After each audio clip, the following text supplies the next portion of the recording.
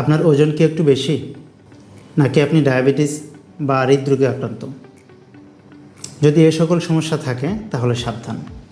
American visa পাওয়ার আগে এবার আপনার স্বাস্থ্য নিয়েও হচ্ছে কড়া যাচাই। হ্যাঁ, আপনি ঠিকই শুনেছেন। নতুন নির্দেশনায় বলা হয়েছে স্থূলতা, ডায়াবেটিস বা হৃদরোগ থাকলে তার ভিসা আবেদন বাতিল হতে পারে। সম্প্রতি মার্কিন পররাষ্ট্র দপ্তর নতুন নির্দেশনা দিয়েছে, যেখানে বলা হয়েছে মার্কিন যুক্তরাষ্ট্রে স্থায়ীভাবে বসবাসের জন্য আবেদনকারীদের স্বাস্থ্য পরিস্থিতি এখন থেকে বিস্তারিতভাবে যাচাই করা হবে। যেখানে এর আগে শুধুমাত্র সংক্রামক রোগ, মানসিক সক্ষমতা এবং টিকাদান ইতিহাস যাচাই করা হতো। সেই তালিকায় নতুন করে আরও যোগ হয়েছে হৃদরোগ, ডায়াবেটিস, শ্বাসযন্ত্রের সমস্যা, মেটাবলিক ও স্থূলতা সম্পর্কিত রোগ এবং স্নায়বিক ব্যাধিও।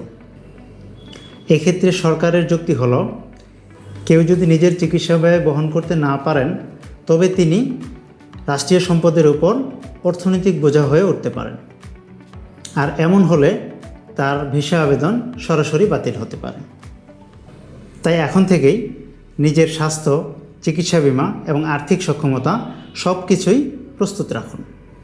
তাই সঠিক ও পূর্ণাঙ্গ প্রস্তুতি নিতে যাবতীয় সহযোগিতার জন্য আমাদের সাথে যোগাযোগ করতে পারেন।